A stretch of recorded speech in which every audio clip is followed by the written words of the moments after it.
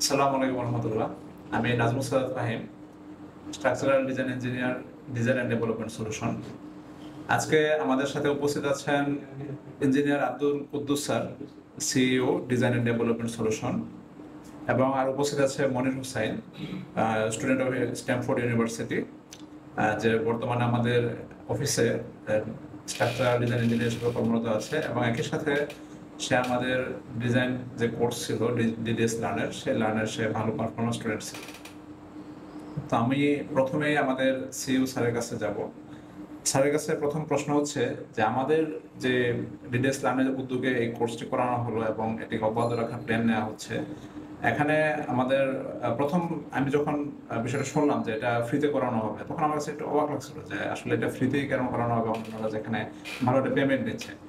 তো আপনি সেখানে মানে কিছু ভালো উদ্যোগের কথা বললেন, যে আসলে আমার প্রশ্নটা হচ্ছে যে আপনি এই ধরনের উদ্যোগটা নেয়ার মানে কারণটা কি, যে এই ধরনের আপনি ফ্রিতে তাদেরকে শেখাতে চাচ্ছেন এবং তাদেরকে ডেভেলপ করতে চাচ্ছেন, এবং ভালোভাবে অনেকগুলো স্টুডেন্টকে ডেভেলপ করা হয়েছে অলরেডি।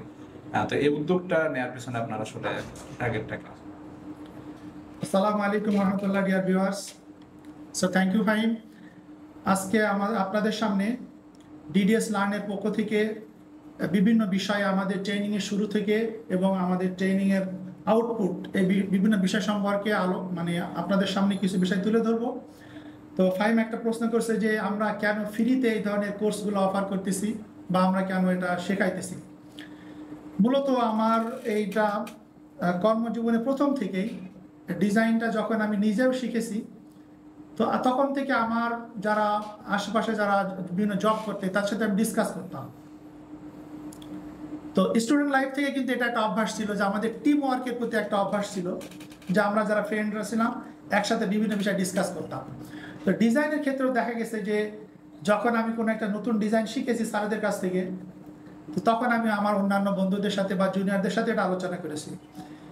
তো ঠিক একই দৃষ্টিকোণ থেকে আমি আমার কর্মজীবনের শুরু এবং যখন আমরা ডিডিএস অফিসটা শুরু করি, ডিজাইন অ্যান্ড ডেভেলপমেন্ট সলিউশন, তো যে সমস্ত ইঞ্জিনিয়ার আমার অফিসে আমি রিক্রুট করি প্রত্যেকেই কিন্তু মানে ডিজাইন কেউ শিখে আসেনি, সবাই ফ্রেশ আসছিল, এবং প্রত্যেককে আমি একদম ম্যানুয়াল ক্যালকুলেশন থেকে শুরু করে সফটওয়্যার সবগুলো কিন্তু আমি ওইভাবেই সবাইকে শিখিয়ে নিয়েছি।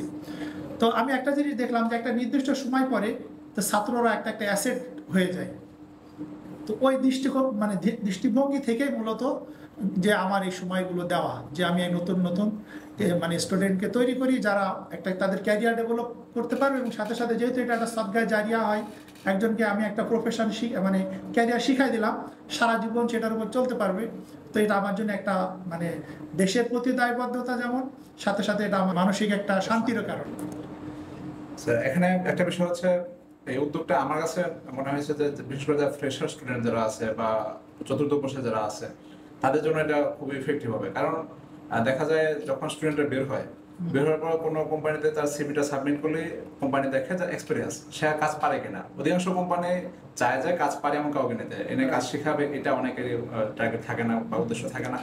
তো এই কারণে যদি এই কোর্সটা ফ্রেশার যারা থাকে তাদের জন্য এটা ইজি করা যায়, বা চতুর্থ বর্ষে যারা আছে, তাহলে তারা কিন্তু এই ট্রেনিং এক্সপিরিয়েন্সটা দিয়ে তারা যে কোনো ফাইন, তুমি একটা সুন্দর পয়েন্ট বলেছো। এটা বিশেষ করে আমি যেহেতু আমাদের স্ট্রাকচার ইঞ্জিনিয়ারদের সবার সাথে একটা কানেক্টিভিটি আছে সিনিয়রদের সাথে, তো বিভিন্ন সময় দেখা যায় কি সিনিয়র আমাকে কল করে যে আমার জুনিয়র ইঞ্জিনিয়ার দরকার, একটু একটু মানে পারলে ভালো, মানে যা একটু কাজ করতে পারে এরকম ইঞ্জিনিয়ার সবাই খুঁজে। তো জবের কিন্তু অনেক অপরচুনিটি আছে, স্কোপ আছে, কিন্তু দেখা যায় কি যে সিনিয়ররা এই সুযোগটা দিতে চায় না যে একদম ফ্রেশ কাউকে শিখিয়ে নেবে। তো তখন আমি একটা জিনিস করলাম যে তাহলে তো আমি মানে এইটুকু আমি হেল্প করতেই পারি। তো যেহেতু আমাদের অফিসের একটা লিমিটেশন থাকে, জায়গারও লিমিটেশন ছিল, তো সেক্ষেত্রে আমরা অল্প কিছু সংখ্যক ছাত্রদেরকে নিয়ে সবসময় আমরা এটা চেষ্টা করেছি যে তাদেরকে ট্রেন আপ করা এবং বিভিন্ন জায়গায় জবে তাদেরকে রেফার করা। যেহেতু আমাদের ডিডিএস অল্প জায়গা, তো সেখানে আমরা তো অনেক মানে বড় বেশি সংখ্যক ছাত্রদেরকে আমরা অপরচুনিটি দিতে পারি না, কিন্তু আমি এটা চেষ্টা করেছি যে তাদেরকে শিখে বিভিন্ন জায়গায় ঢুকিয়ে দেওয়ার জন্য, যাতে সবাই অ্যাটলিস্ট বুঝে যে না সে কাজ পারে। আর এর আরেকটা জিনিস বলি, আমি আমার মনে আছে যে যখন করোনার সময়, ওই সময় অনেক ইঞ্জিনিয়ার জবলেস হয়ে যায়। তো জবলেস হওয়ার পরে আমি একটা জিনিস দেখতাম, যখন আমার অফিসে অনেক ভাইয়ারা আসতে, তাদের ফ্যামিলি আছে, বাচ্চার পড়ালেখা আছে, 3-4 মাস ধরে এরকম বেতন নাই, স্যালারি নাই, জব নাই, তখন আমার ভিতরে মূলত ইন্সপিরেশনটা আরো বেশি কাজ করে যে আমি অ্যাটলিস্ট যদি একটা প্রফেশন কাউকে এরকম ডিজাইনটা শিখিয়ে দিতে পারি, তো সে কোথাও না কোথায় তার একটা কর্মসংস্থানের ব্যবস্থা হবে। তখন থেকে কিন্তু আমি প্রফেশনাল যারা সিনিয়র যারা তাদেরকে নিয়েও আমি বিভিন্ন ব্যাচে আমি কাজ করেছি। ওই সময় আমাদের এত বেশি প্রচারও ছিল। ধন্যবাদ স্যারকে। এখন আমি একটু মনির হোসেনের কাছে যাব। তুমি যেহেতু এখানে কোর্স করেছো, এই কোর্স থেকে তোমার মানে ইফেক্টিভ কোন বিষয়টা তোমার কাছে মনে হয়েছে, বা তোমার কাছে এই কোর্সটার মানে কি উপকারে লাগছে বর্তমানে তুমি যেখানে প্রফেশনালে চলে আসছো, এই কোর্সটা তোমাকে কি হেল্প করছে? আসসালামু আলাইকুম। এখানে কোর্সের আর কি মূল বিষয়টা হলো আপনার যে শর্ট টাইম যে ভিডিওগুলো আপনি এখানে দিয়েছিলেন, ওটা একটা খুব ইফেক্টিভ কারণ অনেক সময় ভিডিও থাকে যে অনেক লং টাইম, যেটা আসলে বুঝতে একটু সময় বেশি লাগে। এখানে মূল বিষয়গুলো শর্টলি মানে দেওয়া হয়েছিল। এই কারণে একবারে আর আরেকটা এখানে সবচেয়ে গুরুত্বপূর্ণ আমার কাছে যেটা সবচেয়ে ভালো লাগছে ওটা হলো এখানে ওই যে কোডগুলো আমরা ইউজ করছিলাম, যে কোড রেফারেন্স, এই রেফারেন্সগুলোর সাথে সাথে আপনি দেখাই দিয়েছিলেন এবং কোথা থেকে ছিল বা কোন বই থেকে ছিল বা যেগুলো ম্যানুয়াল ক্যালকুলেশন ছিল ওগুলো আপনি দেখাইছিলেন। এটা একটা খুব ইফেক্টিভ আমার কাছে মনে হয়েছিল। আর সাথে সাথে আরেকটা বিষয় হলো যে মানে প্রতিটা ক্লাসের পরে যে একটা অ্যাসাইনমেন্ট সিস্টেম, এটা খুব ইফেক্টিভলি। আর সাথে সাথে যে অ্যাসাইনমেন্টটা হলো আসলে সুবিধা হলো এই কারণে যে মানে একটা মানুষ যে জিনিসটা পড়ছে ওটাকে একটা জাজমেন্ট করা যায়, বা নিজে একটু যখন একটু পড়ে সেক্ষেত্রে আরও বেশি নলেজে আরও বেশি ডিপতে যাওয়া যায়। এই বিষয়টা আর কি খুব ইফেক্টিভলি হয়েছে।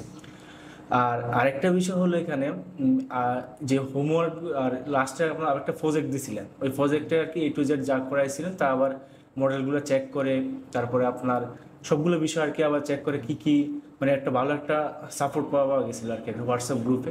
এই বিষয়গুলো আর কি সবচেয়ে ইফেক্টিভলি মনে হয়েছে। আর আমি আসলে আমাদের ফাহিমকে ধন্যবাদ না দিলেই নয়, কারণ প্রথম থেকে শেষ পর্যন্ত আমি দেখতাম প্রত্যেকটা ক্লাসে সে এত সুন্দর করে বোঝাইতো, এবং যতক্ষণ পর্যন্ত একজন সে তার ফিডব্যাক পুরোপুরি না দিছে ততক্ষণ পর্যন্ত সে লেগে থাকতো এবং বোঝানোর চেষ্টা করতো। এবং আলহামদুলিল্লাহ শেষে আমাদের 130 জন, আমাদের লাস্ট ব্যাচে 130 জন পার্টিসিপেন্ট অংশগ্রহণ করে স্টুডেন্ট। তো তার ভিতরে আমাদের সাকসেসফুলি 70 জনকে আমরা সার্টিফিকেট দিয়েছি, এবং আলহামদুলিল্লাহ তার ভিতর থেকে 4 জন আমাদের অফিসে আমরা অ্যাপয়েন্টমেন্ট দিয়েছি। এখানে একটা জিনিস খুব ইম্পর্টেন্ট যে একজন সে থিওরিটিক্যাল মানে অনেক কিছু শিখে, কিন্তু যতক্ষণ পর্যন্ত না একজনের আন্ডারে, একজন গুরুর আন্ডারে থেকে কাজ না করবে ততক্ষণ পর্যন্ত তার কনফিডেন্ট পুরোপুরি গুরু হবে না। এই জন্য এটা খুব জরুরি যে আমাদের যারা সিনিয়র বা যারা বিভিন্ন আমাদের স্ট্রাকচার ইঞ্জিনিয়ার বিভিন্ন প্রতিষ্ঠান আছে, তারা যদি জুনিয়রদেরকে এই অপরচুনিটিটা করে দিতে পারে যে অ্যাটলিস্ট তাদের কাজের একটা স্কোপ করে দেওয়া, স্যালারি এটা মুখ্য বিষয় না, কিন্তু হবে কি তার ভিতরে এই কনফিডেন্ট গ্রো করতে সাহায্য করবে। এবং আমাদের অল্প একটু স্যাক্রিফাইস তার পুরো লাইফকে গড়তে সাহায্য করবে। এখানে হচ্ছে হোমওয়ার্ক চেকের যে বিষয়টা ছিল, এটা একটা উদ্দেশ্য ছিল যে একজন স্টুডেন্ট আমি তাকে শেখালাম, আমি যেটা তাকে শিখিয়েছি সে কি ওইটাই শিখলো নাকি ভুল কিছু শিখলো। যেমন আমি তাকে বললাম যে এটা 20 হবে, এখন সে কি 2 এর পরে কমা দিয়ে 0 লিখলো না 20 দিয়ে 20 লিখে ফেললো।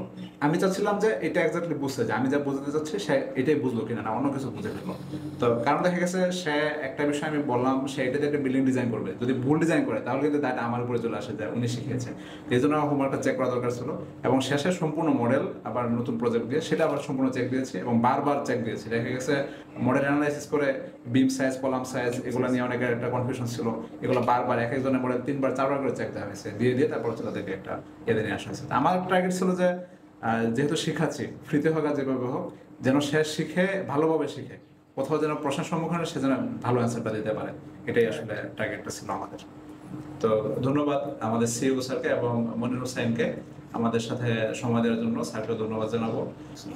ধন্যবাদ সবাইকে। আজকের কথা আমরা এখানে শেষ করছি, আবার ইনশাআল্লাহ নেক্সটে আমরা নতুন কাউকে নিয়ে আসবো। আসসালামু আলাইকুম। ইনশাআল্লাহ।